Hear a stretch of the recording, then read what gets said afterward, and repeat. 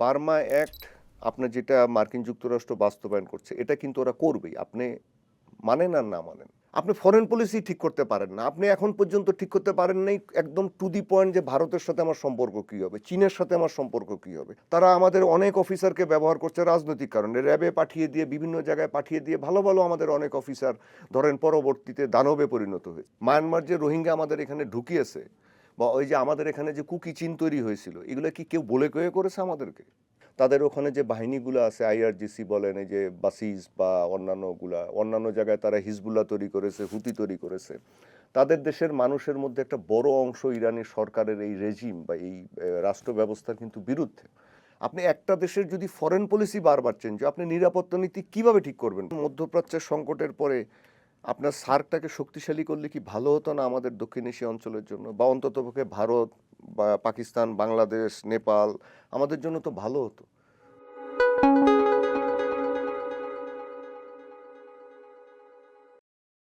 বাংলাদেশে ভূ রাজনীতি, আঞ্চলিক নিরাপত্তা ও মার্কিন ইরান যুদ্ধ নিয়ে কথা বলবো চর্চার সংলাপে। আমাদের আজকের অতিথি বাংলাদেশ ডিফেন্স জার্নালের সম্পাদক আবু রুশদ।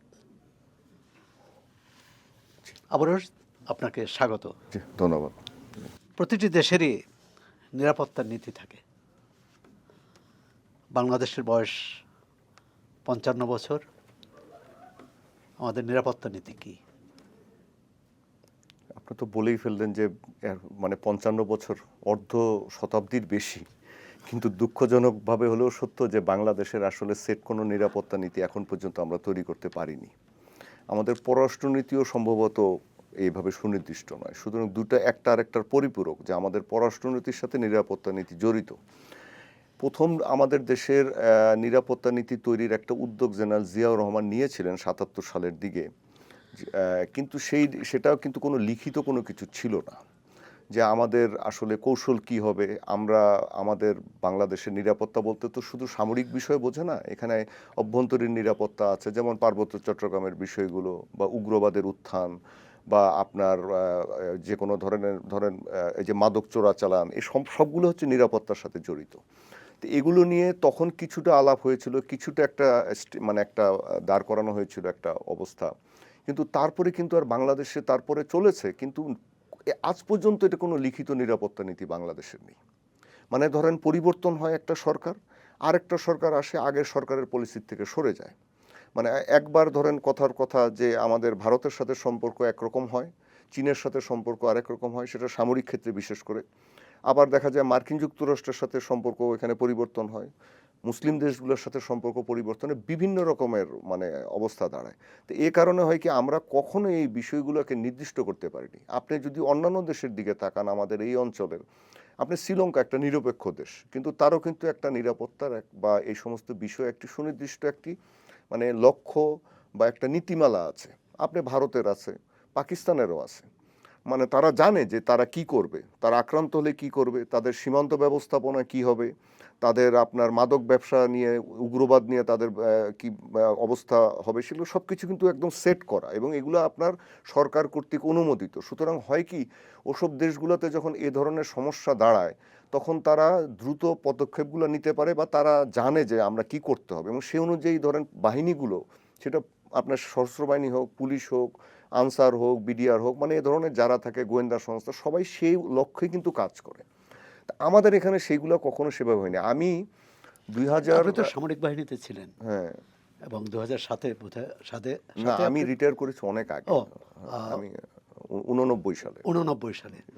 তার মানে আপনি অনেক জিয়াউর আগে। রহমান না এর সময়ও। আমি জেনারেল এরশাদের সময় কমিশন প্রাপ্ত।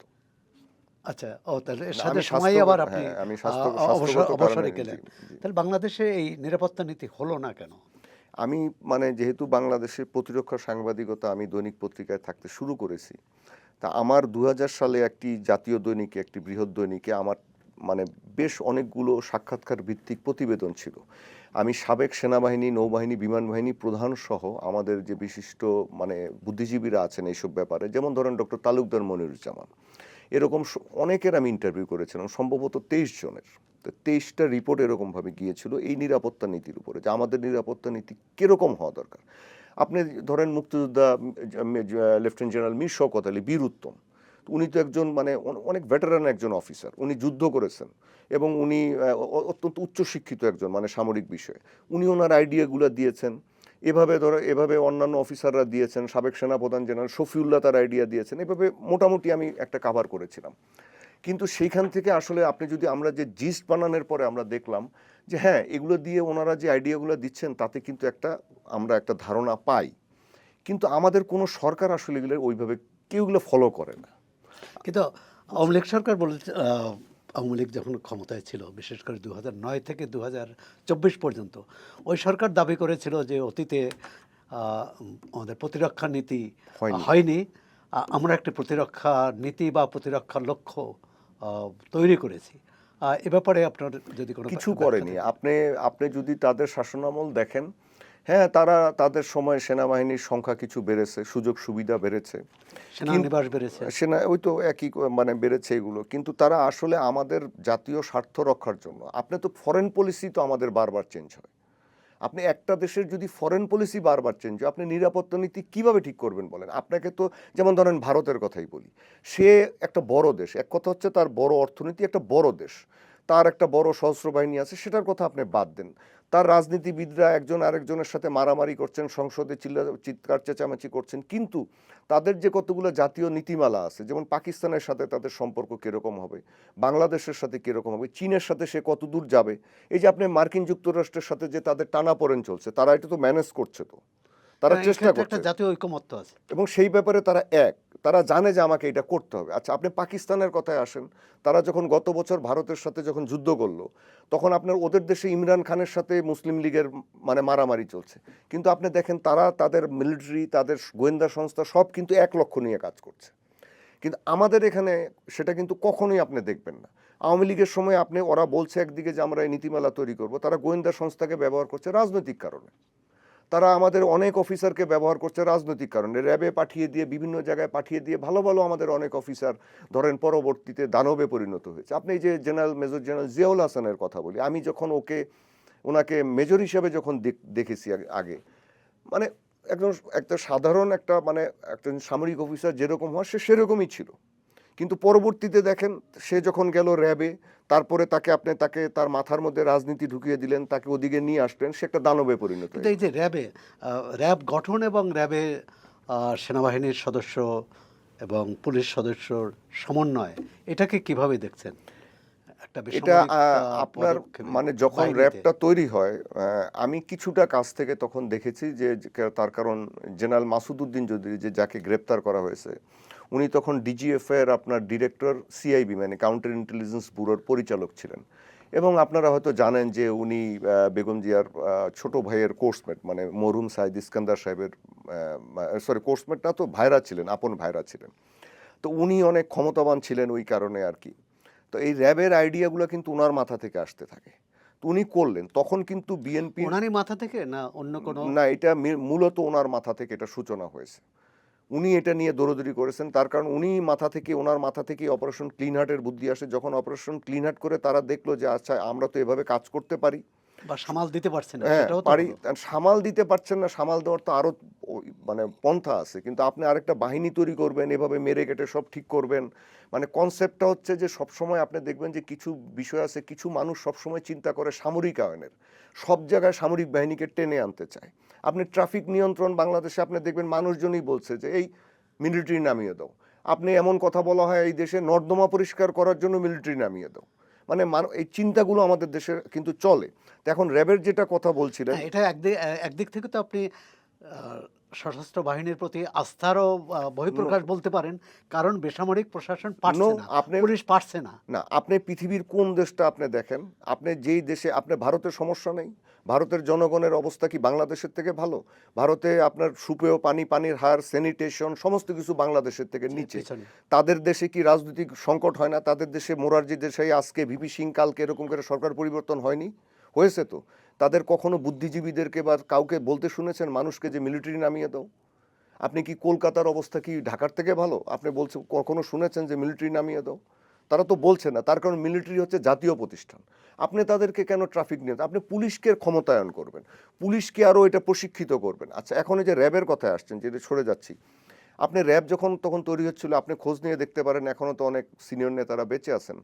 তখনকার বড় বড় নেতারা আপনার আব্দুল মান্নান ভূঁইয়া, খন্দকার দেলোয়ার হোসেন বলেন, ব্যারিস্টার মওদুদ আহমেদ, এখন যে বেঁচে আছেন মঈন খান, ডক্টর মঈন খান, নজরুল ইসলাম খান, এরকম সবাই কিন্তু র্যাব তৈরির ব্যাপারে তাদের মানে এটা নেতিবাচক মনোভাব প্রকাশ করেছিলেন। এবং তারা এই আশঙ্কাটাও করেছিলেন, ব্যারিস্টার মওদুদ আহমেদ, যে এটা তৈরি করলে আরেকটা রক্ষী বাহিনী হয়ে যেতে পারে।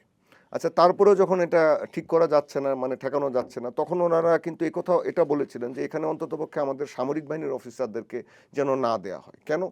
সামরিক বাহিনীর অফিসারদেরকে দিলে এক সময় না এক সময় ওখানে বিভিন্ন সিভিলিয়ান কাজে তারা জড়িত হয়ে যাচ্ছে, যেহেতু যাবে, বিতর্কের সৃষ্টি হতে পারে, তাদের মান সম্মান ক্ষুণ্ণ হতে পারে, আমাদের প্রফেশনালিজম ডাউন হয়ে যেতে পারে। বাস্তবিকই তাই হয়নি। আপনি প্রথম দিকে মনে করেছেন র্যাব নামানোর পরে আপনি পিচ্চি হান্নানকে ক্রস ফায়ারে মেরে ফেলেন। আমার এখনও সেই দিনের কথা খেয়াল আছে যে র্যাব হেডকোয়ার্টার থেকে তখন ফোন করলো রাত্রেবেলা 8টার দিকে, আমরা পিচ্চি হান্নান ক্রস ফায়ারে মারা গেছে। তখন জীবনে প্রথম আমি শুনলাম, আমি তখন একটা দৈনিকে, যে এই ক্রস ফায়ার শব্দটা কী। তো এখন আপনি চিন্তা করেন, তারপরে আমরা সবাই তালি দিলাম। আপনি কারওয়ান বাজারে শাহাবুদ্দিন সাহেবকে মেরে ফেললো, ওই যে কারওয়ান বাজার ব্যবসায়ী সমিতি সভাপতি ছিল, তাকে আর তার অফিসে ঢুকে মেরে ফেললো। আপনি নারায়ণগঞ্জের ডেভিডকে মেরে ফেললেন। সবচেয়ে বড় কথা, আপনি দেখেন কমরেড মোফাক্খারের মতো একজন রাজনীতিবিদ, যিনি একজন সমাজতান্ত্রিক রাজনীতিবিদ ছিলেন, তার মতো একজন লিজেন্ড বামপন্থী নেতা, বামপন্থী নেতা, উনি তো কোনো অপরাধ করেননি, উনি তো এই দেশের বিরুদ্ধে যুদ্ধ ঘোষণা করেননি বা এই দেশের কোনো ক্ষতি করেননি, ওনাকে নিয়ে মেরে ফেললো। সেটা তো বোধহয় তত্ত্বাবধায়ক সরকারের সময়। না না, ওটা বিএনপির সময়, বিএনপির সময়। হ্যাঁ, ওটা বিএনপির সময়। তাই র্যাবেতে এতে কি হলো? আপনি প্রথমে কিন্তু সবাই তালি বাজাচ্ছে। আচ্ছা, আলটিমেটলি কি হয়েছে? আপনি প্রথমে নাইলে কিছু অফিসার ভালো কাজ করেছে, আপনি বললেন যে অপরাধীদেরকে দূর করেছে। তারপরে 2009 সালের পর থেকে তারপরে দেখেন কি হয়েছে, এই অফিসারগুলো ওখানে একটার পর একটা যাচ্ছে, ভালো ভালো অফিসার। এই যে আমি জিয়াউল হাসানের কথা বললাম, ও কিন্তু একজন কমান্ডো অফিসার, এবং মানে ওটা সাধারণ একজন ভালো অফিসার হিসেবে সবাই চিনতো। এই এই এই অফিসারটা এরকম হয়ে গেল। আপনি তারপরে আরও কত অফিসার এরকম হয়ে গেল। তার মানে আপনি যেটা বলছেন, আমাদের নিরাপত্তার হুমকি তাহলে বহির্বিশ্ব নয়, বরং আমাদের না, নিজস্ব নিরাপত্তা, এই অভ্যন্তরীণ বিভক্তি এবং ভুল নীতি নিরাপত্তার জন্য হুমকি। হ্যাঁ, নিরাপত্তার দুটো ভাগ থাকে, একটা হচ্ছে অভ্যন্তরীণ নিরাপত্তা, আর একটা হচ্ছে বৈদেশিক নিরাপত্তা। আপনি অভ্যন্তরীণ সিদ্ধান্ত থেকেই তো আপনার বৈদেশিক জিনিসটাকে ঠিক করবেন। তা আমাদের তো অভ্যন্তরীণ জিনিসই ঠিক নাই। আপনি ফরেন পলিসি ঠিক করতে পারেন না, আপনি এখন পর্যন্ত ঠিক করতে পারেন নাই একদম টু দি পয়েন্ট যে ভারতের সাথে আমার সম্পর্ক কী হবে, চীনের সাথে আমার সম্পর্ক কী হবে। আপনি পরিবর্তন করেন, ফ্ল্যাকচুয়েট করেন। আচ্ছা, একদম 180 ডিগ্রি তো আপনি ফ্ল্যাকচুয়েট করতে কিন্তু এই পারেন। সীমাবদ্ধতা সত্ত্বেও বিশেষ করে শেখ হাসিনার সরকারের প্রথম দিকে 2009 থেকে ভারত, চীন, জাপান, যুক্তরাষ্ট্র, রাশিয়া এর মধ্যে একটা ভারসাম্য ছিল না বাংলাদেশের সাথে সম্পর্ক। আপনি কিভাবে ভারসাম্য বলবেন? সেটা কি মানে পরবর্তীতে কাজে লেগেছে বা সেটা কি চলেছে? না, সেটা হয়তো চলেনি, চলে নাই কেন? তার কারণ we fail to take action. আপনি ভারতের দেখেন, ও আপনার রাশিয়ার সাথে তো তার একটা ঐতিহাসিক সম্পর্ক আগের থেকে আছে। আচ্ছা, রাশিয়ার উপরে যখন মার্কিন যুক্তরাষ্ট্র নিষেধাজ্ঞা দেয়, ভারত কিন্তু ঠিকই রাশিয়া থেকে তেল কিনে না, কিন্তু সে কিন্তু সম্পর্ক রাশিয়ার সাথে ঠিকই রাখে। সে কিন্তু সেটাকে নষ্ট করে না কখনো, সে কিন্তু এটাকে মানে কোনোভাবেই নষ্ট হতে দেয় না। আচ্ছা, আপনি চীনের সাথে পাকিস্তানের যে সম্পর্ক, এত যে পাকিস্তানের মানে মানে জঙ্গি তৎপরতা, এটা সেটা, গোয়াধার এলাকা যে পোর্ট বানাচ্ছে, এগুলো নিয়ে সমস্যা, আপনি কি কখনো দেখেছেন যে তাদের সাথে কোনো সম্পর্কের একটু এদিক ওদিক হয় কিন্তু নষ্ট হয়ে যায়? সেটা তো হতে দেয় না। এই পাকিস্তান আবার ঠিকই আমেরিকার কাছ থেকে জঙ্গি বিমান আনতে পারে, কামান আনতে পারে, অত্যাধুনিক অ্যাওয়াক্স বিমান আনতে পারে। তার মানেটা কি? ওরা ওদের আভ্যন্তরীণ এই নীতিমালাগুলো সেট করে গেছে, আমরা পারি না কেন? আমরা আজকে একটা সিদ্ধান্ত নিব। আপনি হয়তো লক্ষ্য করেন যে আওয়ামী লীগ যখন ছিল না, আমি আপনাকে একটা উদাহরণ দিই, যে যেহেতু আওয়ামী লীগ সরকার বেশি ভারত বান্ধব, ঠিক আছে, আমরা বাংলাদেশ সেনাবাহিনীতে যে কামান ব্যবহার করি, পাকিস্তান আর্মি একই কামান ব্যবহার করে। সুতরাং এগুলার গোলা কোথা থেকে পাবো? এক হচ্ছে পাকিস্তান অর্ডিন্যান্স ফ্যাক্টরিতে তৈরি হয়, আর চীনে তৈরি হয়। এখন চীন এই পুরনো মডেলের কামানের গোলা ধরেন তৈরি বন্ধ করে দিয়েছে। এখন আমাকে আনতে হবে কোত্থেকে? তাহলে আমরা আনতাম পাকিস্তান থেকে, আমার কোনো উপায় নেই। এখন আওয়ামী লীগের সময় দেখা গেল এগুলো বন্ধ করে দাও, পাকিস্তান থেকে আনা যাবে না। কেন? আমি তাহলে চীনের জিনিস আপনি এনেছেন, আপনি একদিকে বলছেন চীনের সাথে আমি সম্পর্ক খালি প্রকল্পের সম্পর্ক রাখছেন, আপনি কিন্তু সামরিক সম্পর্ক পিছিয়ে দিচ্ছেন। তার সাথে আপনি ট্যাঙ্ক আনছেন, কিন্তু ট্যাঙ্কের কার্যকারিতার জিনিসগুলো আপনি কিন্তু নষ্ট করে দিচ্ছেন। সাবমেরিন আনছেন। আপনি সাবমেরিন, পুরনো সাবমেরিন এনেছেন ট্রেনিংয়ের জন্য, কিন্তু সেটার আপনার লক্ষ্যটা কি? আপনি কথা হচ্ছে আনলেন, আপনি একটা বিএমডাব্লিউ গাড়ি কিনলেন, কিন্তু বিএমডাব্লিউ গাড়ি দিয়ে আপনি করবেন কি সেটা তো আগে ঠিক করবেন। আপনার কি সেরকম বাড়ি আছে? আপনি কি সেরকম গ্যারেজ আছে? আপনার কি লজিস্টিক্স আছে এই এটা নীতি দেওয়ার? ঠিক করার পিছনে প্রধান দায়িত্ব কার, সরকার না সশস্ত্র বাহিনীর? না, এটা সরকারের, মানে অবশ্যই সরকার, রাজনৈতিক রাজনৈতিক রাজনৈতিক সরকার। সশস্ত্র বাহিনীকে তো আপনি যদি সামরিক আইনের সিভিল জায়গায় হস্তক্ষেপের সুযোগ দেন, পৃথিবীর কোনো দেশ, মানে আপনার যেই সব দেশগুলোকে আমরা কাউন্ট করি, কোনো জায়গায় তো তা দেওয়া হয় না। সব কিছু নিয়ন্ত্রণ করবে রাজনীতিবিদরা, সিভিলিয়ানরা। প্রত্যেকটা জায়গায় তা হতে হবে। আপনি সশস্ত্র বাহিনী কীভাবে চলবে, সে কী অস্ত্র আনবে, কি না করবে, এটা সেট করবে পলিটিশিয়ানরা। এটা মানতে হবে। দক্ষিণ এশিয়ার ভূ রাজনীতিতে বাংলাদেশের অবস্থান কোথায়? বাংলাদেশের অবস্থান হচ্ছে ওই একই জায়গায় আসি আবার, যে আমরা আসলে নিজেরাই সেট করতে পারি না যে আমরা কি চিন্তা করব, কোন দিকে যাব, বা আমাদের পুরো মানে জিনিসগুলোকে সামাল দিব কিভাবে। আপনি দেখেন এই যে মধ্যপ্রাচ্যের যে সংকটটা চলছে, আচ্ছা বাংলাদেশ একটা তৃতীয় বৃহত্তম মুসলিম দেশ, তা আমাদের সাথে মুসলিম বিশ্বের একটা সম্পর্ক তো এমনিই থাকে ভালো। আমরা তো আগেও সংকটে মুসলিম বিশ্বের কাছ থেকে তেল পেয়েছি। তা এখন সৌদি আরব কিন্তু ঠিকই পাইপলাইন দিয়ে ওই ইয়ানবু একটা এলাকা আছে, একটা পোর্ট আছে আপনার রেড সিতে, ওখান থেকে কিন্তু তেল দিচ্ছে ভালোভাবে। এখন ওখান থেকে আমরা লক্ষ্য করছি যে অন্যান্য মুসলিম দেশ হয়তো বেশি তেল পাচ্ছে, আমরা একটু কম পাচ্ছি। তার মানে আমরা ওটাও ঠিক মতো এখন পর্যন্ত ঠিক করতে পারছি না। এখন আপনি আঞ্চলিক যে সম্পর্ক আছে, আপনি বাংলাদেশের আঞ্চলিক, আপনি তো নিজেই জানেন যে এই 5ই আগস্টের আগে 24 সালের আমরা দেখলাম একদম ভারত হচ্ছে একছত্র আমাদের উপরে সমস্ত ব্যাপারে প্রভাব বিস্তার করছে। আমাদের কূটনীতি, আমাদের ব্যবসা নীতি, এটা সেটা, ভারতের ট্রেন চলছে, গাড়ি যাচ্ছে, মাল যাচ্ছে, সবই যাচ্ছে, আমরা দেখছি। তারপরে আবার এটা পাল্টে গেল, এখন ভারত নাই, তারপরে ভারত একদম মানে জিরো হয়ে গেল ধরতে গেলে, ভিসা বন্ধ, এটা সেটা। আচ্ছা, এখন আবার একটা, সেটা তো তাদের পক্ষ থেকে, কিন্তু বাংলাদেশ ভারতের সঙ্গে, আওয়ামী লীগ সরকারের আমলে বাংলাদেশ ভারতের সঙ্গে যেসব চুক্তি করেছে সেই চুক্তিগুলো তো বহাল রেখেছে। চুক্তি তো আছে, কিন্তু সম্পর্কের কি অবনতি হয়নি? আমি বলছি যে যে ধারণাটা, যেমন এখন ট্রেন চলছে না বা আপনার মালামাল যাচ্ছে না, তাই আমাদের অবস্থা হয় কি, আমরা আসলে এই জিনিসগুলো কখনো ঠিক করতে পারি না নিজেদের স্বার্থে। হ্যাঁ, এখন এই যে মায়ানমারের সাথে আমাদের যে সমস্যা, আপনি দেখেন ওখানে বার্মা অ্যাক্ট বাস্তবায়ন হচ্ছে, তারপরে এটাকে এখন নতুনভাবে 2026 সালে নতুনভাবে এটাকে নতুন আঙ্গিকে সাজিয়েছে আমেরিকা, সেটা হচ্ছে ব্রেভ বার্মা অ্যাক্ট। হ্যাঁ, এখন ব্রেভ বার্মা অ্যাক্ট, এটা আপনাকে যদি বলতে যে সময় লাগবে, ছোট কথায় বলতে যে এটা নিয়ে তারা আগাচ্ছে মায়ানমারে একটা স্থিতিশীলতা বা একটা গণতান্ত্রিক পরিবেশ আনার জন্য। তারা কিন্তু আপনি খোঁজ নেন, বাংলাদেশের মিডিয়াতে এটা আসছে না, কিন্তু অন্যান্য আন্তর্জাতিক মিডিয়াতে আসছে যে থাইল্যান্ডে নেগোসিয়েশন চলছে। মায়ানমার যে এই যে যিনি এখন প্রেসিডেন্ট হয়েছে, সামরিক সেনাপ্রধান ছিলেন, তাদের মাধ্যমে কিন্তু এখন অনেকে জেল থেকে বিরোধী দলের নেতাদেরকে ছেড়ে দেওয়া হচ্ছে, বিভিন্ন সমস্যা আস্তে আস্তে সমাধানগুলা, মানে এগুলো ওরা চেষ্টা করছে। এখন এটা করার মানেটা কি? মানেটা অলরেডি মায়ানমারের 60 থেকে 65% এলাকা বিদ্রোহীদের দখলে, মানে সরকারের নিয়ন্ত্রণ নাই। যেমন আমাদের বাংলাদেশের বর্ডারের আরাকান থেকে একদম ভারতের বর্ডারের মিজোরাম, ওই যে নাগাল্যান্ড পর্যন্ত এলাকাগুলো কিন্তু কোনো মায়ানমার সরকারের নিয়ন্ত্রণে নেই। সুতরাং এটা কিন্তু একটা সিকিউরিটি কনসার্ন আমাদের জন্য, যে আমি কার সাথে কথা বলবো, কি বলবো। আপনি দেখেন আমাদের কোনো আছে, কোনো সেট, কোনো প্রিন্সিপাল আছে যে আমি কি আরাকান দখল করে আছে, ওখানে আরাকান মানে আপনার রোহিঙ্গারা ওখান থেকে এসেছে। রোহিঙ্গার সমস্যা তো 7-8 বছর হয়ে গেল, এর মধ্যে আমরা করতে পারব আপনি এগুলো না করলে কেমনে সমাধান করবেন? আপনি যদি এই কমপ্লেক্সিটিটাই না বোঝেন যে আমাকে কোন জায়গায় যেতে হবে, কোন জায়গায় ম্যানুভার করতে হবে, আপনি না বুঝলে সমাধান করবেন কিভাবে?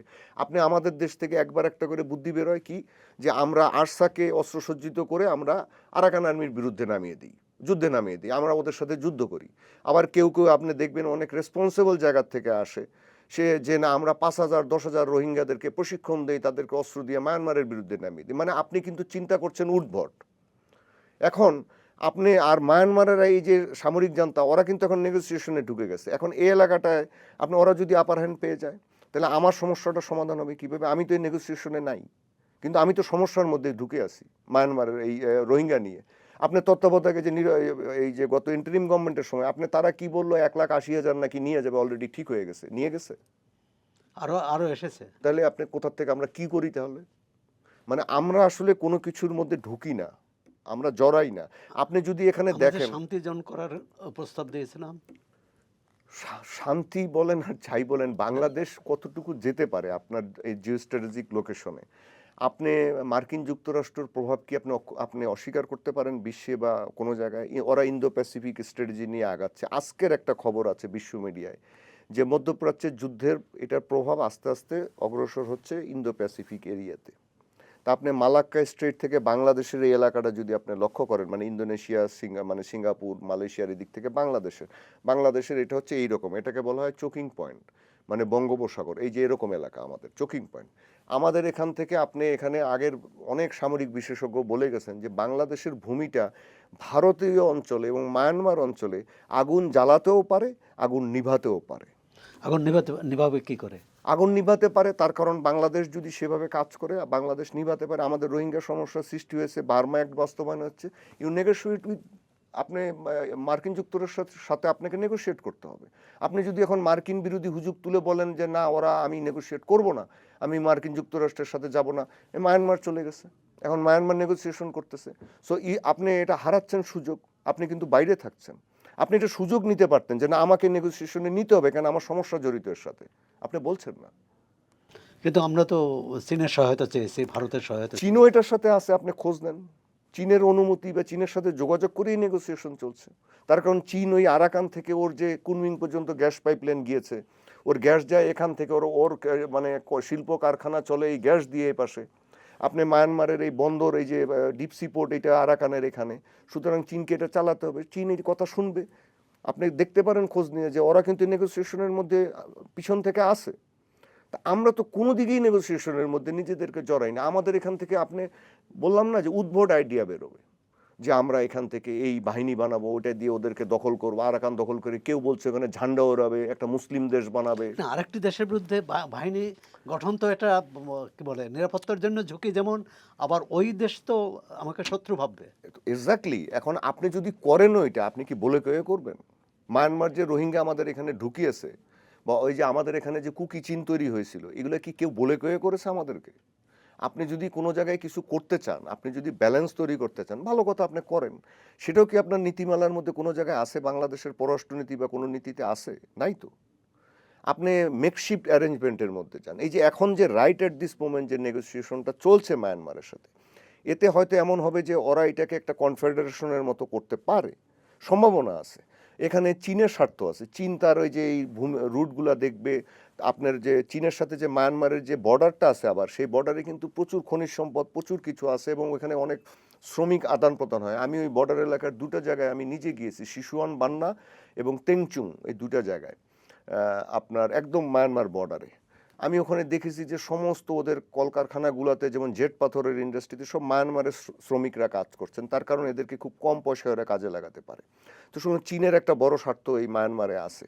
আর বে অফ বেঙ্গল রিজিয়নের এই জায়গাটায় কারো যদি ঢুকতে হয় বা কারো যদি এই জায়গাটা নিরাপত্তা নিশ্চিত করতে হয়, তাহলে হয় এই মায়ানমার অথবা বাংলাদেশ, এই দুইটা দেশের সহায়তা লাগবে, বা একটার।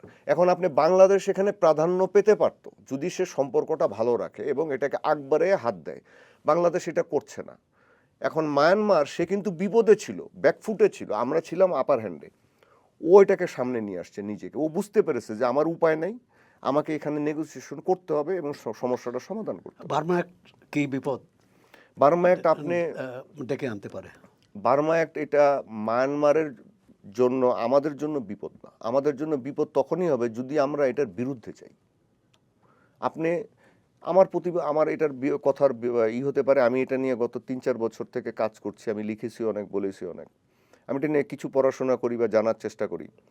বার্মা অ্যাক্ট আপনার যেটা মার্কিন যুক্তরাষ্ট্র বাস্তবায়ন করছে, এটা কিন্তু ওরা করবেই, আপনি মানেন আর না মানেন, আপনি স্বীকার করেন আর না করেন। তার কারণ মানে মিয়ানমারের মধ্যে আরেক রাষ্ট্র? না না, রাষ্ট্রের ব্যাপার না, ওরা এটা এই জায়গাটাকে, মায়ানমারের এই জিনিসটাকে ওরা একটা আলাদা অবয়বে আনতে চাচ্ছে, যে এখানে স্বৈরতন্ত্র চলছে দীর্ঘদিন ধরে, আপনি জানেন, এতগুলো ট্রাইব, এই যে মানে গন্ডগোল চলছেই তো চলছে, একটার পর একটা সামরিক শাসন, এটা সেটা অমুক তমুক, বাট এদের এনর্মাস আপনার ন্যাচারাল রিসোর্সেস আছে, প্লাস হচ্ছে যে এখানে হিউম্যান রাইটস ভায়োলেশন হচ্ছে অগণিত। এই যে বাংলাদেশের মানে 15-16 লাখ রোহিঙ্গা, এর আগেও তো রোহিঙ্গা সংকট সৃষ্টি হয়েছে, বাংলাদেশের সাথে আরও 2বার যুদ্ধাবস্থার মতো অবস্থা দাঁড়িয়েছে, থাইল্যান্ডের সাথে ওদের যুদ্ধাবস্থা দাঁড়িয়ে যায়, আপনার বিভিন্ন রাষ্ট্রের সাথে ওদের সম্পর্ক খারাপ হয়, এবং এত বড় একটা দেশকে যদি আপনি এইভাবে রাখেন তাহলে এটা বিশ্বের সংকট তৈরি হয়, বিশেষ করে এই এলাকায়। কিন্তু অনেক নিরাপত্তা বিশ্লেষক বলে চীন না চাইলে মিয়ানমার স্থিতিশীলতা আসবে না। চীন তো এখন চাচ্ছে তো, ওই যে এটার মধ্যে যাচ্ছে তো। চীনের মানে ধরেন সংস্পর্শ ছাড়া বা আপনার কোনো হাত ছাড়া কি মায়ানমার বা এই নেগোসিয়েশনটা সম্ভব হবে? হবে তো না। ওরাও তো চাচ্ছে এখানে স্থিতিশীলতা আসুক। এখন আপনাকে যদি আমি এটার বলতে যাই, তাহলে আপনাকে এই যে যেটাকে ব্রেভ বার্মা অ্যাক্ট বলতেছে, এটার মানেটা কি আপনাকে বলছি আমি। আপনি দেখেন তাহলে হয়তো এটার কিছুটা ধারণা পাওয়া যাবে। এটার পুরোটার মানে হচ্ছে bringing real accountability via enforcement in Burma act, যেটা এই ২৬ সালের প্রথম থেকে যুক্তরাষ্ট্র শুরু করেছে, এবং এটার টার্গেটটা হচ্ছে ২০৩০ সাল পর্যন্ত, ৩০-এর মধ্যে। এটা ওদের আইন, এটা ওদের আপনার যতটুকু আনঅ্যাকাউন্টেড পয়সা দরকার ওরা দিবে। এতে ওদের গোয়েন্দা সংস্থা, ওদের সশস্ত্র বাহিনী যত কিছু আছে সরকারি, এটাকে বাস্তবায়ন করতে তারা বাধ্য, বিকজ এটা তাদের আইন। এখন ওরা এই জায়গাটাতে যে একটা অবস্থা একটা তৈরি করতে চাচ্ছে, এটা ওদের আপনি বলবেন ওদের স্বার্থে, ওদের এই এলাকায় স্থিতিশীলতা দরকার, এই ইন্দো প্যাসিফিক ওদের স্ট্র্যাটেজির জন্য। এখন স্থিতিশীলতায় আমরা পার্টনার হতে পারতাম, আমরা সুবিধা নিতে পারতাম, আমরা নিইনি, আমাদের রোহিঙ্গা সমস্যাটা সমাধান হতে পারতো। এখন ধরেন মায়ানমার সমাধান কিছুটা করে ফেললো, এই কনফেডারেশন বা এরকম ইয়ের মধ্যেই কিছু করলো, তখন আমরা কি সুবিধা পাবো? আমরা তো এটার বাইরে। চীন তো এর মধ্যে গিয়েছে অলরেডি। আপনি তার মানে ১৫-১৬ লাখ রোহিঙ্গার বোঝা বহন করতে আপনি ওই যে এখন দেখেন না, আমাদের এদেরকে বলা হচ্ছে যে তোমরা এদেরকে নাগরিকত্ব দাও, এদেরকেই দাও। তা আমরা কি করবো এদেরকে দিয়ে? এই সমস্যা তো শুধু যে ১৫-১৬ লাখে থেমে থাকবে তা তো না। এই মায়ানমার যদি ধরেন আবার একটা অবয়বে ফেরত আসে, বা ধরেন ওদিকে হাঁটলো, এই আরাকান আর্মি যে এলাকাটা দখল করে রেখেছে, এখানে ওরা ড্রাগ ব্যবসা করছে, অস্ত্র ব্যবসা করছে, বিভিন্ন রকমের কাজ কারবার করছে। ওরা ধরেন চীনের এই যে এই গ্যাস পাইপলাইন, হয়তো খোঁজ নিলে দেখা যাবে চীনের কাছ থেকেও টাকা নিচ্ছে ওদের নিরাপত্তা দেওয়ার জন্য, যে গ্যাস পাইপলাইনের নিরাপত্তা দিব, আমাদেরকে টাকা দাও। কিন্তু ওখানে তো কোনো গভর্নেন্স নেই, আপনি কার সাথে নেগোশিয়েট কি করবেন আপনি? এই সমস্যাগুলো তো সমাধান হচ্ছে না তো। দক্ষিণ এশীয় দেশগুলোর মধ্যে পারস্পরিক সহযোগিতা বাড়ানোর জন্য সার্ক গঠন করা হয়েছিল ৮০-র দশকে, কিন্তু সার্ক তো এখন মৃতপ্রায়। মৃতপ্রায়, কিন্তু এখন মধ্যপ্রাচ্যের সংকটের পরে আপনার সার্কটাকে শক্তিশালী করলে কি ভালো হতো না আমাদের দক্ষিণ এশিয়া অঞ্চলের জন্য? বা অন্ততপক্ষে ভারত বা পাকিস্তান, বাংলাদেশ, নেপাল, আমাদের জন্য তো ভালো হতো। তার কারণ আমরা এখন অনেকগুলি সংকটে একসাথে পড়তে যাচ্ছি। একটা হচ্ছে জ্বালানি সংকট তো আছেই, ২ নম্বর হচ্ছে কৃষি সংকট, কৃষি পণ্য সংকটে, উৎপাদন সংকটে আমরা পড়তে যাচ্ছি সারের জন্য। তারপরে আমরা খাদ্য সংকটে এই কারণে পড়ব। এর সাথে আছে আপনার স্বাস্থ্য সংকটে পড়বো, মানে একটার সাথে আরেকটা টেনে নিয়ে আসে, মানে মানবিক সংকটে আমরা পড়ব।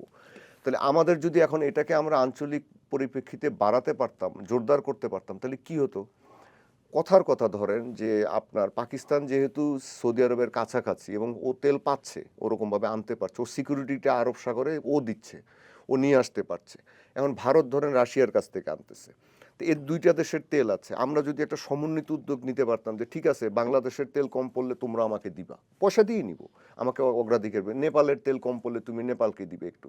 বা কৃষি পণ্য বা এরকম সার সংকট হলে আমরা যদি সমন্বিতভাবে মোকাবেলা করি, তাহলে আমরা এই এলাকার মানুষগুলোকে কি একটু ভবিষ্যৎ যেটা একটু চিন্তা করেন, আগামী ৬-৭ মাস পরে কী হবে যদি এরকম অবস্থা চলে।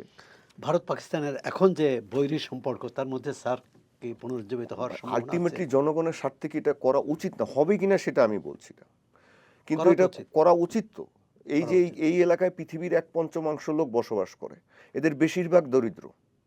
আপনার কৃষক বা এই সাধারণ মানুষ যখন বিপদে পড়বে, এত দরিদ্র মানুষ আর পৃথিবীর আর কোনো অঞ্চলে আপনি নেই। তো আমি একটা সিনারিও দেই, সেদিন এটা নিয়ে আমরা কয়েকজন আলাপ করছিলাম, যে আমাদের মধ্যে বা পৃথিবীর অনেকে চায় আচ্ছা ভারতকে ধ্বংস করে দিই, কথার কথা ধরেন যে ধ্বংস করে দিলাম, ধ্বংস করে দিলাম ভারতকে, ভারত ছিন্ন ভিন্ন হয়ে গেল, ওর ইকোনমি শেষ হয়ে গেল। আপনি কি মনে করছেন যে সেটা বাংলাদেশের জন্য ভালো হবে? সেটা পাকিস্তানের জন্য ভালো হবে? আপনার ইন্টারডিপেন্ডেন্ট না ইকোনমি, যত যাই বলেন। আপনি ভারতের ১৪০ কোটি লোক, আপনি যদি তাদেরকে একদম ম্যাসাকার একটা অবস্থার মধ্যে ফেলে দেন, তাদের দারিদ্র সীমার নিচে নিয়ে যান, তাদের ইন্ডাস্ট্রিয়ালাইজেশন সব কিছু নিচে নিয়ে যান, ওর প্রভাব এসে ওরা তখন বাংলাদেশে ঢুকবে, পাকিস্তানে ঢুকবে, চায়নাতে ঢুকবে, আপনি বিশৃঙ্খল অবস্থার মধ্যে তৈরি হবে। সেম অবস্থা বাংলাদেশকে যদি আপনি এরকম শেষ করে দিতে চান, ভারতের প্রভাব পড়বে। এগুলো ঘটে, এই যে রোহিঙ্গা, আমাদের এগুলো সংকটকে, মায়ানমারেও গণতন্ত্র নেই, সংকট সৃষ্টি হয়েছে বলে রোহিঙ্গা আসছে বাংলাদেশে, সংকট হচ্ছে। তো এখন আমরা যদি এটাকে বাড়াতে পারি, জিয়াউর রহমান সাহেব যেটা আমরা করে তো দিয়েছে, গণতন্ত্রের পথে নতুন যাত্রা শুরু করেছি। এখন তাহলে এটা চিন্তা, এটা আমরা আমরা ভারতকে রিকোয়েস্ট করতে পারি, আমরা পাকিস্তানকে আমরা রিকোয়েস্ট করতে পারি, অন্ততপক্ষে এই জায়গাগুলোতে, বেসিক জায়গাগুলোতে তো নিয়ে আসতে পারি, যে আমাদের জনগণের, দরিদ্র জনগণের স্বার্থে কয়েকটা জায়গায় তো এক হতে পারি। আপনি ঠিক আছে, আপনি পররাষ্ট্রনীতি এটা সেটা অরুক তমুক এটা নিয়ে আপনি গেলেন না, আপনি নারীর অধিকার নিয়ে এখন গেলেন না, শিশু অধিকার নিয়ে গেলেন না, কিন্তু আপনি কৃষির কি হবে, আপনার সাধারণ মানুষের কি হবে? এরকম ভাবে চললে, এই যে আমি এখন ধরেন বাংলাদেশে 5টা সার কারখানার মধ্যে সম্ভবত 4টা বন্ধ, 4টা বন্ধ। তাহলে আপনি শুধু তো ইউরিয়া দিয়ে বাংলাদেশের কৃষি হয় না, আরও তো সার লাগে, সেগুলো আসে কাতার থেকে, অন্যান্য জায়গা থেকে, এগুলো বন্ধ হয়ে যাচ্ছে। তাহলে আপনি কি করবেন? এখন ভারতের যদি কিছু মানে সামর্থ্য থাকে, সে আমাকে হেল্প করতে পারে, আমার আবার কিছু ক্ষেত্রে যদি অ্যাডভান্টেজ থাকে, আমরা তাকে হেল্প করতে পারি এই সমস্ত ব্যাপারে। পাকিস্তানের কিছু অ্যাডভান্টেজ পাকিস্তান যেমন মুসলিম দেশগুলো থেকে পায়, এই আপনার জ্বালানি তারা সুবিধা পায়, তাদের সাথে ইরানের বর্ডার আছে, জ্বালানি বেশি আসবে, কিন্তু তাদের রিফাইনারি কম, যেটা আমি খবর পেয়েছি, তাদের তো ওরকম রিফাইনারি নেই, ওই তেল নিয়ে এসে মজুত করছে পাকিস্তান ইরানের বর্ডার দিয়ে। ভারতকে দিতে পারতো রিফাইনারিতে করে, যে ঠিক আছে তুমি এত কিনো আমার কাছ থেকে, আমার রিফাইন করে আমাকে দাও। এইটুকু করা যায় এই এলাকার জনগণের জন্য। আপনি 2 রাষ্ট্রপতিকে কাছ থেকে দেখেছেন। এক রাষ্ট্রপতির সময় আপনি সেনাবাহিনীতে ছিলেন, আরেক রাষ্ট্রপতিকে আপনি পরবর্তীকালে তার কার্যক্রম নিয়ে আপনি বইও লিখেছেন। কিভাবে দেখবেন? না, জিয়াউর আমি রহমান আসলে এবং হোসেন মোহাম্মদ আমি এরশাদ। তখন ক্লাস 7-এর ছাত্র ছিলাম 77 সালে। তখন জেনারেল জিয়াকে আমাদের ক্লাসে দেখেছিলাম আর কি, সেটা আমি আমার বইয়ে লিখেছি, অল্প কিছুক্ষণের জন্য দেখেছিলাম। উনি যে কথাগুলো বলেছিলেন সেগুলি আসলে আমাদের ক্লাসমেটদেরকে, পরে তো আমাদের এটা ক্যাডেট কলেজ হয়, আমাদেরকে সামরিক বাহিনীতে যেতে উদ্বুদ্ধ করে। আমরা ধরেন অনেকেই আছে, যেমন ঢাকা ইউনিভার্সিটিতে বুয়েটে চান্স পেয়েও আমরা কিন্তু সামরিক বাহিনীতে চলে গিয়েছিলাম জেনারেল জিয়ার ওই ইয়ের কারণে। আমি বেশি দেখেছি কাছ থেকে জেনারেল এরশাদকে। তার কারণ হচ্ছে, আমি যখন একটা দৈনিক পত্রিকায় কাজ করি, তখন 2001 সাল থেকে 5 সাল পর্যন্ত আমি জাতীয় পার্টির বিটও কাভার করতাম। তো 2001 সালের নির্বাচনের 15-16 দিন আগে আমাকে জাতীয় পার্টির বিট দেওয়া হয়। তা আমি জাতীয় পার্টির বিট করার কারণে ওনাকে কাছে থেকে দেখেছি। আর আরেকটা ব্যাপার হচ্ছে, রংপুরে শহরে ওনার বাড়ি আর আমাদের বাড়ি হচ্ছে ধরেন 1 কিলোমিটারের মধ্যে। আচ্ছা, এছাড়া আমার আপন ছোট বোনকে ওনার পরিবারে বিয়ে হয়েছে আর কি, হ্যাঁ, আমার ছোট বোনের। ওনার ভাইরাও আমার বাসায় আমার আব্বার সাথে আড্ডা মারতে যেতেন। তা আমার সাথে জেনারেল এরশাদের একটা ব্যক্তিগত সম্পর্ক ছিল, যদিও আমি ওনার রাজনীতির পুরোপুরি বিরোধী, এবং প্রচুর লিখেছি। এটা উনি হেসে হেসে বলতেন যে তুমি এতগুলো লিখেছো, এগুলো দিয়ে তো একটা বই হয়ে যায়।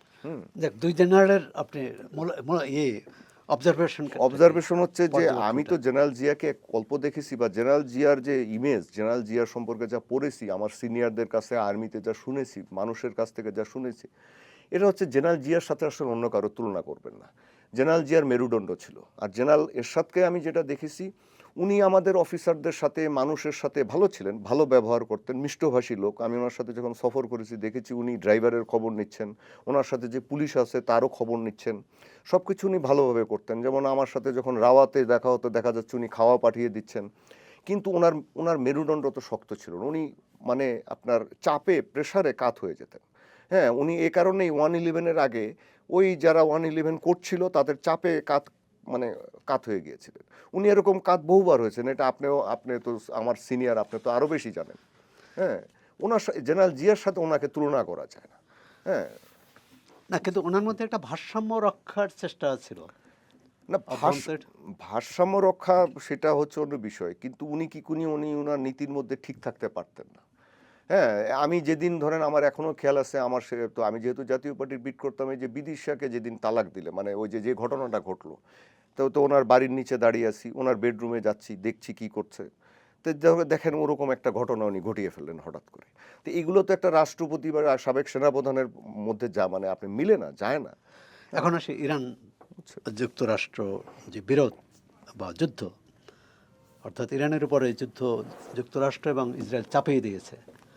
আর সর্বশেষ খবর হলো যে ডোনাল্ড ট্রাম্প বলেছিলেন যে যুদ্ধবিরতি বাড়ানো হবে না, কিন্তু তিনি বাড়িয়েছেন, তবে শর্ত রেখেছেন যে ইউনিফাইড হইতে হবে। না, এক হচ্ছে অবরোধটা থাকবে, মানে আবার হরমুজ প্রণালী খোলার সেটা কিন্তু শর্তে রাখেনি। কোন দিকে যাচ্ছে? শান্তি না? এখন তো অন্তত পক্ষে একটা জিনিস আমরা দেখছি যে পাকিস্তানের মধ্যস্থতায় যে প্রক্রিয়াটা শুরু হয়েছে, তাতে তো শুধু পাকিস্তান একলা না, এটার পিছনে মিশর আছে, তুরস্ক আছে, সৌদি আরব আছে, মানে মুসলিম বিশ্বের একটা সমর্থন আছে, মানে ওরা ইউনিফাইড। এর আগে পাকিস্তানে তো এই দেশগুলোর পররাষ্ট্রমন্ত্রীরা গিয়ে একটা মানে বৈঠক করেছেন, তারপরে উদ্যোগগুলো নেওয়া হয়েছে। তো অন্ততপক্ষে একটা জিনিস তো হয়েছে যে এখন আর গোলাগুলিটা হচ্ছে না, ওই ইসরায়েল বা আমেরিকা এসে ইরানের উপরে মারছে না, ইরানও মিসাইল বা ড্রোন ছুটছে না, এই জিনিসটা আপাতত বন্ধ হয়েছে। যেমন কাতার এয়ারলাইন্স আবার চলা শুরু হয়েছে। আপাতত এটা এই পর্যন্ত গিয়েছে। এখন নেগোসিয়েশনে তো একটা জিনিস হয় যে আপনি একদিনে বা 2 দিনে এটা সমাধান হয় না। এরকম আসলে একজন আরেকজনের উপরে ট্রাম্প কার্ড দেওয়ার চেষ্টা করে যে আমি কতটুকু তার কাছ থেকে সুবিধাটা নিতে পারবো ফাইনাল নেগোসিয়েশনে। আমি যতটুকু খবর রাখি বা জানি যে মানে ইরানের ব্যাপারে মার্কিন যুক্তরাষ্ট্রের প্রথম যেটাই হচ্ছে সেটা হচ্ছে যে এই যে এনরিচড ইউরেনিয়ামটা নিয়ে, যে এটার আসলে কি হবে। তা এটা পাকিস্তান যেটা চাচ্ছে, ওদের যে ফিল্ড মার্শাল আসিম মনির গিয়েছিলেন, তারা একটা নিশ্চয়তা দিতে চাচ্ছেন যে এটার কিভাবে আমরা নিশ্চয়তাটা পাবো। ইরানের কথা হচ্ছে যে আবার ইরানের কথাটা হচ্ছে যে আমি এনরিচড ইউরেনিয়াম যদি রাশিয়াকে বা কাউকে হস্তান্তর করি যে নেগোসিয়েশন অনুযায়ী, তাহলে আমার পরবর্তী নিরাপত্তাটা কি হবে। তার কারণ তাকে যদি আবার ধরেন একটা নেগোসিয়েশন এভাবে হয়ে গেল, সব কিছু সেটেল ডাউন করলো, আপনি যদি 2 বছর পরে আবার ওকে আক্রমণ করেন, আবার যদি ওকে আপনি ধরেন, যেটা আপনি ইউক্রেনের ক্ষেত্রে হয়েছে, যে সোভিয়েত ইউনিয়ন ভেঙে যাওয়ার পরে ইউক্রেনে প্রায় 3000 পারমাণবিক মানে নিউক্লিয়ার ওয়ারহেড ছিল, তখন মার্কিন যুক্তরাষ্ট্র মধ্যস্থতা করে দিয়েছিল রাশিয়ার সাথে, ইউক্রেনের সাথে, এবং ওই মধ্যস্থতাতে গ্যারান্টর ছিল কে, মার্কিন যুক্তরাষ্ট্র, যে ইউক্রেনের যে পারমাণবিক অস্ত্রগুলো রাশিয়াকে দিয়ে দেওয়া হবে। ইউক্রেন দিয়ে দিয়েছে। তা এখন ইউক্রেনের নিরাপত্তা ওই হিসেবে দেখার কথা হচ্ছে মার্কিন যুক্তরাষ্ট্রের, তার কারণ তারা এটার গ্যারান্টর ছিল। এখন 14 সালে রাশিয়া ইউক্রেনের ক্রিমিয়া দখল করে নিল, তারপরে এরপরে বাকি অনেক অংশ দখল করে নিল। এখন যুদ্ধ তো চলছে, ইউক্রেন যুদ্ধ করছে, কিন্তু সে যদি এই পারমাণবিক বোমার কিছু অংশ তার কাছে থাকতো, মার্কিন গ্যারান্টি দিয়ে তো তার লাভ হচ্ছে না। সে অস্ত্র পেয়েছে মার্কিন যুক্তরাষ্ট্রের কাছ থেকে, কিন্তু মার্কিন যুক্তরাষ্ট্র তার ইরানে নিরাপত্তা হামলার দিয়ে পিছনে পারে। এই ইউরেনিয়াম সমৃদ্ধ কর্মসূচি মূল কারণ বলে মনে করেন? মূলত এরা এটা করতে দিবে না, এটা তো একটা কারণই। তার কারণ এটা তাদের নেগোসিয়েশনের মধ্যে 1 নম্বরে যে এই এনরিচড ইউরেনিয়ামের কি হবে। এখন ওরা চাচ্ছে যে এটাকে রাশিয়াতে সরে নেওয়ার জন্য, যেটা রাশিয়াতে ঠিক আছে একটা মানে ও তো আর এটা আমেরিকার কাছে দিবে না, মানে এটা পাকিস্তান বা ওদের মধ্যে একটা নেগোসিয়েশন এরকম চলছে, যেটা রাশিয়ার কাছ থেকে দিবে। কিন্তু ওই যে শঙ্কাটা তো থেকে যায় ইরানের, যে তাহলে আমাকে তোমরা কে মানে এই গ্যারান্টিটা দিবে কে, যে পরবর্তীতে আমাকে কিছু করবে না। সেক্ষেত্রে সেক্ষেত্রে এখন তাহলে ইরানের গ্যারান্টর, সুরক্ষা কি হতে এই পারে? গ্যারান্টিটা হয়তো মুসলিম বিশ্বর কাউকে দিতে হবে বা সমন্বিতভাবে দিতে হবে। এই গ্যারান্টিটাই এনশিওর করতে চাচ্ছে হয়তো ইরান, যে তার পরবর্তী অবস্থায় হবে তাকে কি নিষেধাজ্ঞা তুলবে, তাহলে তার তো ব্যবসা বাণিজ্য চালাতে হবে, তার তো বিমান কিনতে হবে, তার তো এই যে মানে আপনার কোনো কিছুই সে কিনতে এই পারে না। যুদ্ধের আগে যুক্তরাষ্ট্রের যে আন্তর্জাতিক ভাবমূর্তি ছিল, যুদ্ধের পরে কি সেটা রক্ষা করা গেছে? এটা আপনি কি বিশ্বে যুক্তরাষ্ট্র ক্ষতি হয়েছে। আমি তো নিজে যুক্তরাষ্ট্রে থাকি, আমি যুদ্ধ শুরুর ওই সময় তো যুক্তরাষ্ট্রে ছিলাম আর কি। আপনি কি যুক্তরাষ্ট্রের ইহুদিরাও তো আমি নিজে দেখি, মানে আমি যে এলাকায় থাকি সেখানে তো কম ইহুদি থাকে না। তো তারাও তো আপনার প্রচুর মিছিল করে। আপনি বিশ্বাস করেন যে তারা তো ফিলিস্তিনিদের পক্ষে মিছিল করে, গাজা যুদ্ধের বিরুদ্ধে মিছিল করে, ইহুদিরা মিছিল করে, ইহুদি বুদ্ধিজীবীরা কথা বলে। আমার এই মুহূর্তে একজন প্রফেসরের নাম মনে আসছে না, আমি প্রায় ভুলে যাই না, উনি একজন পৃথিবী বিখ্যাত প্রফেসর, সম্ভবত উনি ইয়েলে ছিলেন, ইয়েল ইউনিভার্সিটির কি হার্ভার্ডের। ওনার পরিবার আপনার দ্বিতীয় বিশ্বযুদ্ধের সময় হলোকস্টে মানে নাৎসি বাহিনী যখন ইহুদিদেরকে নিধন করছিল, ওনার বাবা মা কোনো মতে জীবন নিয়ে পালিয়ে মানে মার্কিন যুক্তরাষ্ট্রে এসেছিলেন। তো উনি একজন নামকরা অধ্যাপক ইহুদি, তো উনি মানে কঠোর ভাষায় বলছেন যে এই অযাচিত যুদ্ধ, এই ফিলিস্তিনিদের বিরুদ্ধে অন্যায়, আমি কি আমার জাতির বিরুদ্ধে যে অন্যায় হয়েছে সেটা আরেকজনের জন্য মেনে নিব। কিন্তু আপনি যে প্রতিবাদ বা বিক্ষোভের কথা বললেন, সেটা আমরা ভিয়েতনাম যুদ্ধে বা ইরাকের আহ, ইরাক যে যুদ্ধের সময় যে তার যে প্রাবল্য ছিল, তার চেয়ে অনেক কম জনমত। কম না, সেটা তো ভিয়েতনাম যুদ্ধ ছিল তো অনেক দিন ব্যাপী, অনেক বেশি, মানে অনেক এটা বছর অনেক, ব্যাপী। এটার মধ্যে সোভিয়েত রাশিয়া চীন জড়িয়ে গিয়েছিল, মানে দুইটা বিশ্বশক্তি, 3টা বিশ্বশক্তি জড়িয়ে গিয়েছিল। ইরানের যুদ্ধটা তো এখন আঞ্চলিক বা এককেন্দ্রিকতা ছাড়া অন্য জায়গায় এখনো ওরকম ভাবে, মানে এটার মধ্যে তো রাশিয়া বা চীন তো জড়িত হয়নি, মহাশক্তি তো জড়িত হয়নি। এখন ভবিষ্যতে কিন্তু যদি অনেকে এটা তো বলেন যে ইরানকে তারা সমর্থন করছে প্রত্যক্ষ এবং পরোক্ষভাবে। ওইভাবে কি আপনি দেখছেন সমর্থন করছে, সমর্থন করছে না তো। আপনি সমর্থন করার মতো অবস্থানে যেতেও পারবে কি বলে আপনি মনে করেন। চীন তার আপনার এনার্জি ডিপেন্ডেন্ট একটা মহাশক্তি, তার যে বড় মানে অবকাঠামো আপনার শিল্পের অবকাঠামো, তারপরে তার যে বৃহৎ সেনা সশস্ত্র বাহিনী, আপনি জ্বালানি কোথা থেকে চীন পায়? ইরান থেকে পায়, আর হচ্ছে মধ্যপ্রাচ্য থেকে পায়, মানে এই যে অন্যান্য সৌদি দেশ আরব বা কাতার এদের কাছ থেকে পায়, আর কিছু ধরেন ওই যে নিষেধাজ্ঞার কারণে তো অনেক সময় রাশিয়ার কাছ থেকে আনতে পারে না। তাহলে চীনের পক্ষে কি, আপনি অনেকে হয়তো জানেন না যে এই যুদ্ধটা শুরু হওয়ার পর থেকে চীন কিন্তু এই তাইওয়ানের উপরে আর তার জঙ্গি বিমান উড়ায়নি। এই সারা জীবন প্রতিদিন একবার করে হলো চীন তার তাইওয়ানের উপরে জঙ্গি বিমান উড়াতো। কেন উড়ায়নি? তার কারণ সে জানে যে সে যদি এখন এই সুযোগে, তো আপনার ওই দক্ষিণ চীন সাগর থেকে মার্কিন অনেকগুলো জাহাজ চলে গেছে, এই মানে পারস্য সাগর এদিকে আরব সাগরে চলে গেছে। তো ও চাইলে কি আপনার তাইওয়ানে আক্রমণ করতে পারে, তার শক্তি আছে, বাট সাস্টেইন করতে পারবে না। ও জ্বালানি কোথায়? ও 3 মাসের জ্বালানি মজুদ থাকে। তো ওর আপনার খোঁজ নেন চীনে এখন রেশনিং চলছে, আপনার অনেক জায়গায় আপনার এয়ার কন্ডিশন চালাতে দেওয়া হচ্ছে না, হ্যাঁ, হোটেল বলেন, বড় বড় শপিং মল বলেন, চালাতে কনজার্ভ করছে। চীনের আবার ওই কারণে সেই তাইওয়ানের উপরে প্লেন উড়াচ্ছে না, তার কারণ ও ডিসকালেক্ট, ও দেখাচ্ছে যে আমি কিন্তু কোনো আগ্রাসী ভূমিকায় নাই। ও এখন মায়ানমারের এই যে ব্যাপারটা বললাম নেগোসিয়েশনে যাচ্ছে, ও পাকিস্তান, এই আলোচনাটা শুরুর আগে পাকিস্তানের প্রধানমন্ত্রী কি চীন সফরে যায়নি? সেও কিন্তু আপনার ইরানকে বলেছে, চীন প্রকাশ্যে বলেছে যে তোমরা এই স্টেট অফ হরমুজ প্রণালী খুলে দাও। কেন? ও বিপদে পড়ে যাচ্ছে। যুদ্ধের পর আমরা ধরে নিলাম যে আর যুদ্ধ হবে না, একটা সমঝোতা যদি হয়, ইরানের পরবর্তী রাজনৈতিক কাঠামো আর কোনো পরিবর্তন আসবে?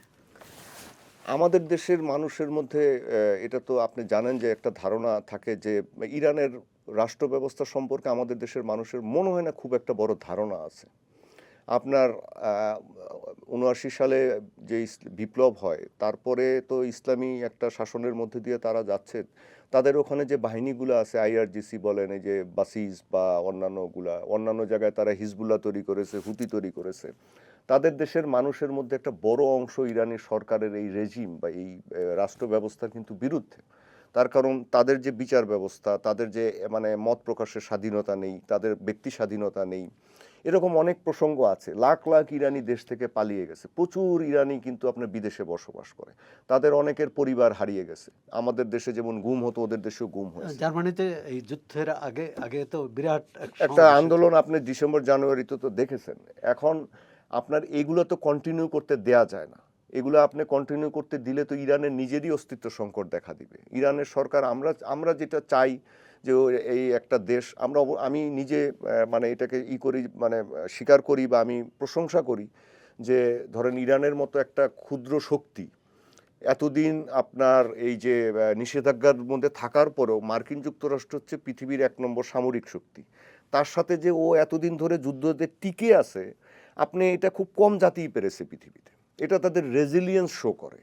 এখন আপনি রেজিলিয়েন্সটা আমি আশা করব, বা আমাদের আশা করা উচিত সবার, যে যুদ্ধটা চলে যাওয়ার পরে যদি নিষেধাজ্ঞা উঠে যায়, পরিস্থিতি স্বাভাবিক হয়, ইরানের উচিত হবে তাদের সরকার ব্যবস্থা, শাসন ব্যবস্থায় কিছু পরিবর্তন আনা, মানুষকে কিছু স্বাধীনতা দেওয়া, মানুষকে কিছু এই যে মানে কথায় কথায়, যেমন আপনি গত মাসও তিনটে আপনার টিনেজার ছেলেকে ফাঁসি দিয়েছে আন্দোলনে যোগ দেওয়ার জন্য। এই সমস্ত জিনিস বন্ধ করা দরকার। এতে কিন্তু ইরানের ক্ষতি হচ্ছে, ইরানের অভ্যন্তরীণ ঐক্য নষ্ট হচ্ছে, তাদের মধ্যে অনেক গোয়েন্দা বৃত্তির কারণেও অনেক গোয়েন্দা বৃত্তি কখন একটা দেশে এরকম করতে পারে? এই যে ধরেন ওদের আইআরজিসি সব টায়ার পর টায়ার মেরে ফেললো।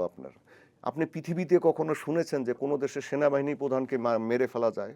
তারপরে আবার যে সেনাবাহিনী প্রধান হয় তাকেও মেরে ফেলা যায়, তারপরে যে হচ্ছে তাকেও মেরে ফেলা যায়, গোয়েন্দা প্রধান, তারপরে সব মেরে ফেলেছে। আপনার এই টায়ার ধরে ধরে যে মারা, এটার জন্য আপনি বলবেন যে বিদেশি গোয়েন্দারা করছে। তো গোয়েন্দা সংস্থা আপনার এখানে অভ্যন্তরীণ খাতে যদি নেটওয়ার্ক তৈরি করতে না পারে, করবে কেমনে? এখন ওই যে বিক্ষুব্ধ লোকগুলো আছে, আপনি যাদের আত্মীয় স্বজন বা কাউকে অত্যাচার করেছেন, যারা বিক্ষুব্ধ অবস্থায় আছে, যেটা বাংলাদেশের মানুষকেও সহ্য করতে হয়েছে, গুম হয়েছে, খুন হয়েছে, ক্রস ফায়ারে গেছে, একই ঘটনা তো ওদেশেও ঘটেছে। তা আমার মনে হয় যে এই যুদ্ধটার মধ্যে তাদের জাতি আবার কিছুটা ঐক্যবদ্ধ হয়েছে। তার কারণ দেখা গেছে যে তাদের যারা বিরোধী মতের লোক, তারাও কেন, এটা তো আমার দেশ, এটা ওদের দেশ, ওদের দেশের স্বাধীনতার পক্ষে তো সবাই একসাথে দাঁড়িয়েছে।